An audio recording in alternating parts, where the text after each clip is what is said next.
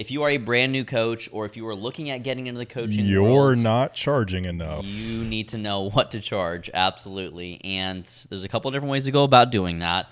I would strongly encourage you not to go find your first business guru and say, hey, how do I charge what I'm worth? Because they're going to be like, oh man, just charge 4x the industry average. That's how you get skin in the game. That's how you get buy-in. That's how you get people to do what you want. Frankly, most people probably shouldn't start there, but where should we start?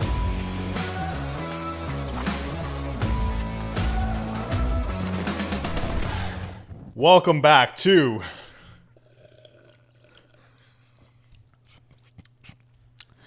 Beyond the Pump. where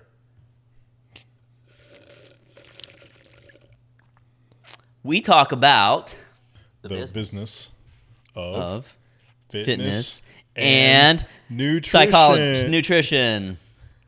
Yes, welcome back, guys. We are here for a rousing episode at Beyond the Pump, where we talk about the business of fitness and nutrition. And today, we have a juicy topic set aside for you. And it's something that if you are a brand new coach or if you are looking at getting into the coaching You're world, not charging enough. you need to know what to charge. Absolutely. And there's a couple of different ways to go about doing that. I would strongly encourage you not to go find your first business guru and say, hey, how do I charge what I'm worth? Because they're going to be like, oh man, just charge 4x the industry average. That's how you get skin in the game. That's how you get buy-in. That's how you get people to do what you want. Frankly, most people probably shouldn't start there, but where should we start? So we are talking about pricing your services in a way that feels great to you and is valuable for your clients. So the first thing before we actually get into the actual price side of things here is if you are talking to the wrong people, you don't have your ICP nailed down, you're not sure where they're hanging out, you don't have the right offer, all those components, no matter what, your price is always going to be mismatched with who you're trying to solve a problem for. Now, it might be mismatched in your favor where you pitch the price and you're like, yeah, no problem. And you're like, damn it, I should charge more. Yeah. Or mismatched against you where they're just going to tell you no repeatedly because it is something that doesn't make sense for them. So just that context, listen to the prior episode. We break down some of those components. But you need to make sure you're pitching the right price, the right offer to the right people. Otherwise, things just aren't going to add up for them. Yeah, I mean, and I think it's Jim Collins in Good to Great there. Talks about the hedgehog concept where you find what can drive your economic engine, what can make you money, what are you really good at, and what do you really love doing, and finding the thing that intersects in all those, we hope, is health coaching, which is obviously the thing that we are here to really help bring awareness and education around as it relates to integrating fitness, integrating nutrition, integrating relationships into a sustainable, meaningful side hustle and or main way to pay your bills. So all that to say, let's talk about charge rates, Steve. What do you see in charge rates? There's no perfect path to choosing how much you should charge. But the way that I've always gone around this is what is the minimum viable price for me to charge at a reasonable client load to make all of my ends meet from a business and a personal perspective? Because obviously you need to make money in your business, pay the operational fulfillment expenses, and then you also need to take money home to pay for your life and personal expenses. So reverse engineering that, let's say, hey, I know I can handle 20 clients, and out of those 20 clients, I need to go ahead and make $2,000 a month or ends won't meet.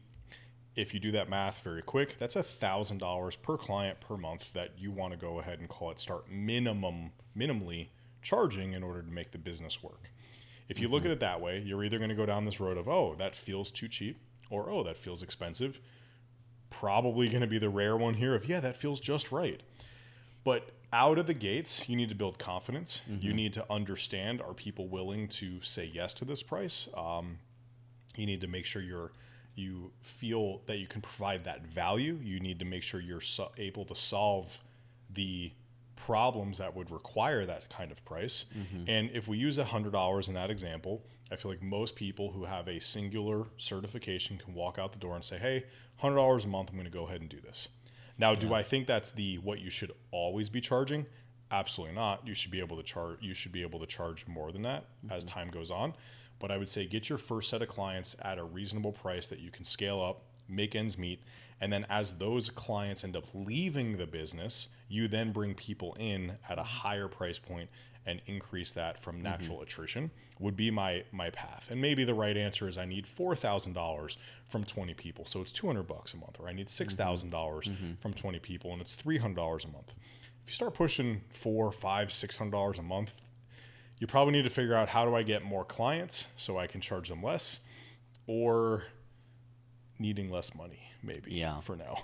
Yeah. Well, and I think that, for the people that are brand new, obviously, like, my takeaway from that is just start lower and then kind of caterpillar your way up, replacing the people that you were charging not enough for on the back end as you gain more experience, more wisdom, which is the applied knowledge that you accumulate as a coach. Maybe you get another certification, maybe you get another year of experience. Like, your rates probably should go up every year that you're coaching. Now, I will say that if we look at this from the principle of basic economics, supply and demand, right, things that drive price action, we know that the more plentiful something is, the less valuable it inherently becomes. We know that the less demand there is for something, the less valuable it is. So then the idea kind of becomes, well, if you have a lot of time available and not a lot of people are asking for your thing, you should probably charge a little bit less. And that's where we suggest most coaches start somewhere around half, if not a little bit less than the industry average, which we collect that information. So if you want to know, we're happy to send it over. But in the last census we completed, we found that the average online coach, if that's your demo, the online coach charged about an average of $230 per month. So if you're brand new, you're probably not average yet. Makes sense. You need some experience. Maybe you need a couple more certifications. The average coach also had 3 certifications. They had 1 fitness one and I believe 2 nutrition ones is kind of how we canvassed that. So for a total of 3. So if you don't meet those criteria and you're not feeling great about it, then there's nothing to say that you should charge more, right? Charge whatever you're going to be able to comfortably ask the other person for, which, I mean, your average health and fitness app is going to be anywhere from $10 to $20 a month. Chronometer is the nutrition tracking app that we suggest and we integrate into our courses as of current day in 2025. And Chronometer will take some of that. But when we think about the nature of, you are not just an app, there's also time involved. And so now you charge per hour, right? $20 an hour is not crazy. So if you charge $20 for the basic service and then $20 for a weekly coaching conversation, that's $100 right there. Right, so that's a really great way for most people to start to wrap their brain around, well, okay, $100 I can justify because I'm going to put an hour of time into that person every week. But then as you get better solving problems, exactly what Steve said, your value inherently goes up. As you solve more problems, your demand should also go up because people will now see that you can do something that might be helpful for them. They might start to seek you out. That takes a little bit of time. But then as you get more sought after, then your supply goes down because you have less time to coach people, which then means your price goes up. So this is why we say over time, the more people you coach, which you have to start coaching, whether it's for free or for fees, but you need to get busy with coaching in general. So to get to a direct answer here and not have to be some ambiguous, what should I actually do? If you're brand new, I would suggest, and I'd be curious, your thoughts here. Yeah. Your out of the gates price, brand new coach is probably $120 to $150 a month.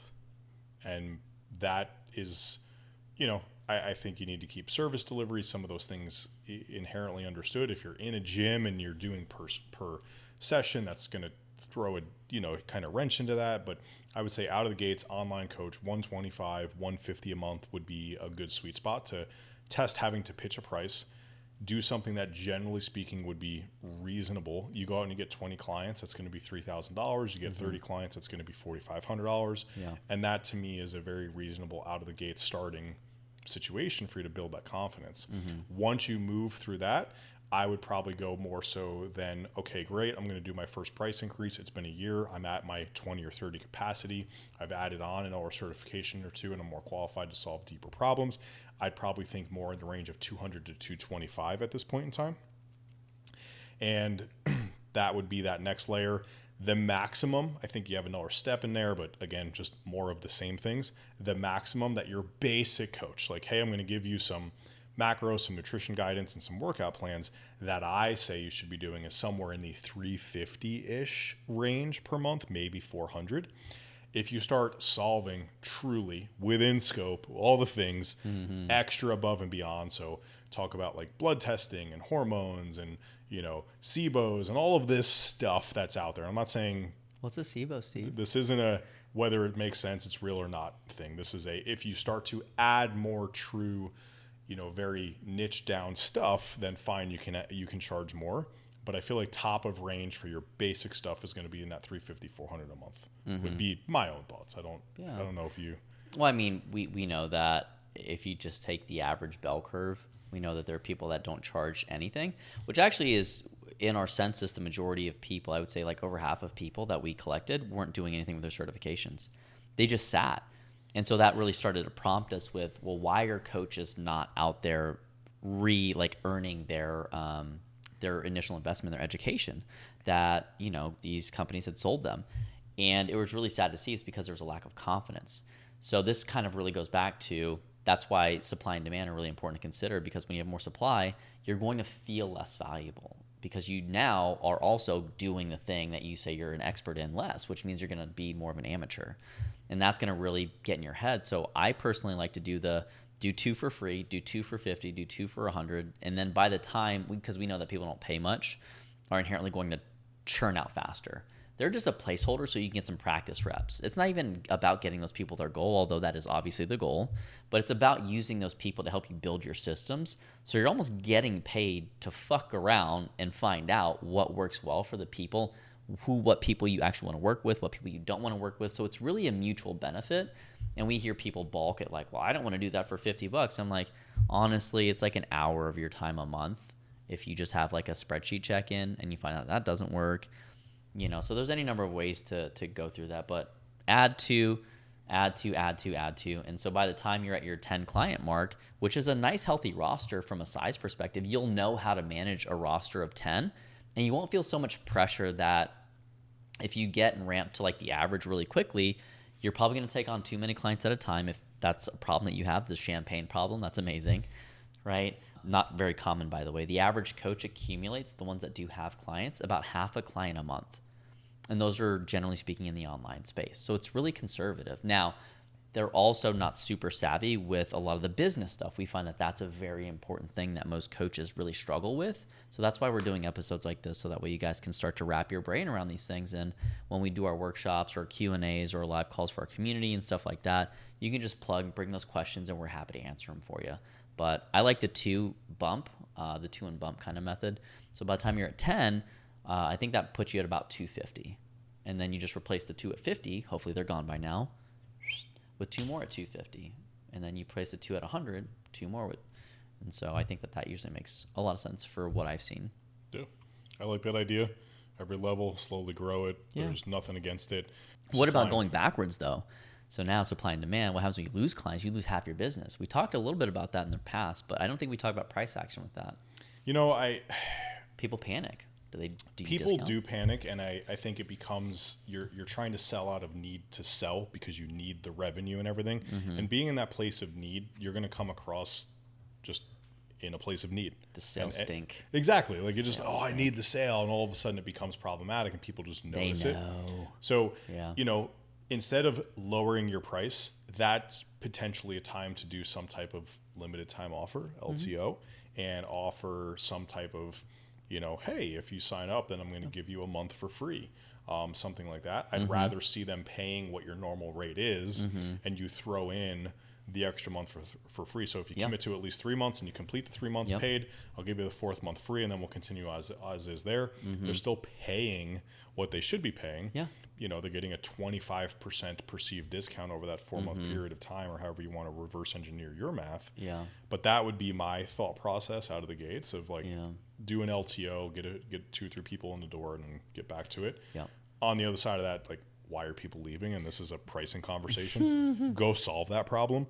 But if you're having a mass exodus, what's the driving factor? Yeah, and mass exodus is what we would consider more than 15 to 20% of your business or your roster leaving within a 3 to 5 week period. If it's about a month and you lose that much, you're going to have a really hard time keeping the rat wheel and the rat race going because you're constantly having to replace the people that are leaving.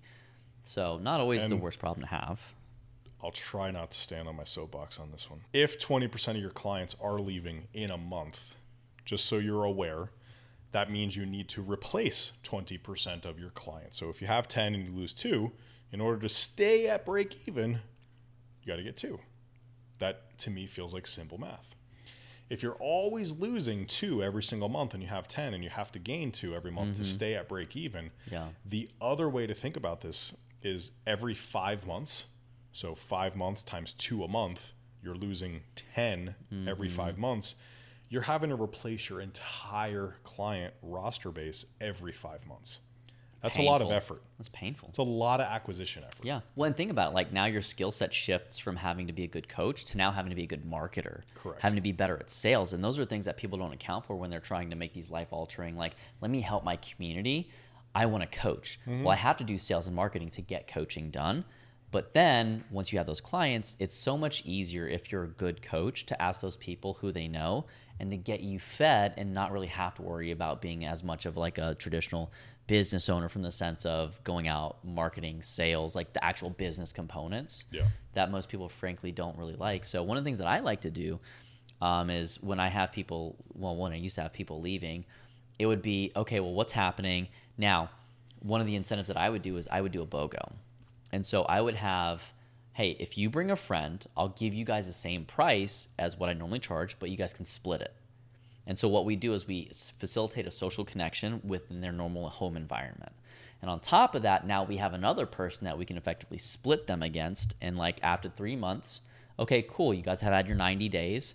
Do you guys want to continue? Now it's a little bit easier to step them into the other thing. And now you effectively might have just doubled your business if you have enough people that engage in that. And so the idea is, from a human perspective, how do we spread the ability to be a positive influence on their families, on their communities? It's to get more people involved. Well, how do we get more people involved? The social sharing thing, the Sweat Angels thing back in the day, the social media stuff, like all those are good things. But then to actually make your services more accessible, despite being maybe a little bit overloaded, that could also be a viable strategy that I think helps you with supply and demand, because now you're putting people in your pipeline for later. If you give them a great experience, it's going to turn out great. Now, if you have shit experience, you actually then really compound your reputation problem. And your reputation is what you become known for. And if you have a great one, people will seek you out. If you don't, you will struggle drastically at the 2 to 5 year mark. Yeah. Well, and so we have the R3 framework, right? And out of that, we want to get people a result as quickly as we can. Yeah. Ideally within 30 days before their second payment, some version thereof. And it won't be their big meaningful result, but it should be something noticeable that they agree with. Yeah. Then we want to get them retained. So staying above and beyond, call it the original commitment or buying the next round or just the ongoing commitment to being no specific end date. And then we want to drive the R3 part would be the referral. So how do we get them to refer somebody? If we don't get them a result, they're not likely to stay, and then they're unlikely to refer. 100%. If we get a result, but they're not staying for some reason because of maybe of a lack of experience or something there, they're also unlikely to refer. We need to hit those first 2 points to get that third point to happen. And that's kind of the goal. And if you can do that eloquently, then you reduce a lot of that acquisition strain. It becomes a little bit easier and like, hey, I've helped you. You've gotten a result. You're enjoying your experience. Do you know anybody else that I could do the same thing for? I'll give you this. I'll give them this. Tell them it's a gift from you. Yeah. And, go grow your business that way. It's a fantastic way to just step into business. Yeah, 100%. I mean, it's always like, just people love to be generous with other people, and I don't think they really often get the opportunity to afford that thing without having a direct cost to them. So, one of the things we used to do is as people would transition, we would plan that transition process, and we'd say, hey, it's your last month here, or your last month is coming up. If you refer someone, we'll get them half off their first month, and we'll give you half off your month. And so it's like, it's just a nice kind of left seat, right seat. You don't miss any money that month because you got a new person coming in. And then effectively you just extend that contract, that first person was paying, you kind of just transfer it. And that was another thing that we found from a social perspective. People are like, oh, that's great. And it's very telling if you don't have people take you up on that, though, because clearly you just didn't do a great job. And that gets, you want to ask these questions and you want them to try to hurt your feelings during feedback sessions as much as possible. But not you can't take feedback and you take it personally, hurt your feelings. Like, you should actually get upset that like, oh crap, this thing messed up and blah, blah, blah. Not like, again, you need to be capable of receiving the feedback. Correct. If you get upset because of that, just work on that. Yeah, we saw someone actually recently that had that issue, and they lost a whole significant a client contract when it came to consulting because they were really struggling with taking the feedback. And people will give you feedback however they give it to you. Some people are just really dickheads about it, and that's fine. But there's still something to be gleaned from that we can then carry forward into our next relationship. And when we think about the first couple of clients you have might stick around for like 6 to 12 weeks. And that's if you're decent at it. You probably won't get them a result, but then over time you get better and you start to understand that the scope of the work is inherently going to take longer for the result to stick. So in my experience, and what I suggest most people target is expect to keep a client for a month for the work that they hire you for to take, or a year for the effect to actually take and hold. Right? So they need to learn how to lose weight. Okay, well, they need to learn how to keep the weight off. They also need to learn what skills they need to learn how to lose weight. And so these are the things that's if you just have 3 cycles of 3 months, because 1 habit a week, right? That's pretty significant. So a lot of people try to rush it. You're not going to get someone world-class results for the most part, average gen pop, in like 2 to 3 months. So you need a little bit longer. So I'd say 12 is a good target. If you're going at like, again, 2 months, look at that. Why is that? So yeah. my opinions. Anything to wrap us up as we complete on how much to charge and things to think about? I'll just say start in that 125-ish-esque range, 150, 100, somewhere in there. If you're not doing anything extra niche down, you're probably ending somewhere around 400-ish in a month. Yep. In order to go above and beyond that, you need to be providing a higher level of service when it comes to some type of online coaching. This is outside of the realm of personal training, where you're typically measured by your time input of per hour per session. Obviously, it's an entirely different ballgame. But we're really trying to solve a problem for somebody and make sure that it's worth it, right? If I'm going to solve $1 million problem for you, you're willing to spend almost up to $1 million to get the problem solved. Yeah. If I'm willing to solve a $10 problem from you, you're only willing to spend up to $10 to get that problem solved. So keep that in mind. Yeah, I mean, and when we talk about value in this case, to wrap it up from my end, like it really is a function of how quickly you can get someone to a result versus them doing it by themselves or them stumbling through that process. And the more things and the more tools you have to help them navigate that, whether it's like different types of dietary, prescriptions, maybe all right, well, we're going to do some carb backloading, or we're going to do some carb cycling, we're going to do some cyclical keto, which don't get me started on that. But there's different things that you can integrate. And then, by the way, we're also going to overlay your strength training components. We're going to overlay your body composition, your hypertrophy, your mobility, your thing. Like, you inherently become more valuable because you can deliver more things. And if done well, don't deliver shit just to deliver it, but do it in a way that's constructive and helps them tackle the most essential work that they need to do in that moment. And I think that they'll usually get there significantly faster. So any closing thoughts, Steve? Nope. You asked me that already, Andrew. Cool. All right. So we keep asking the same question. This is what happens when we record later in the day. There's some behind the scenes for you. Enjoy that. Maybe it'll make the blooper reel. But in the meantime, thanks so much for joining us today. If you haven't already subscribed, please take a second to do so. It means the world to us, and it shows us that we can keep going, and that we need to just make sure we keep bringing you the best content. So thanks for being here on Beyond the Pump, where we talk about the business of fitness and nutrition, and we'll see you guys in the next one.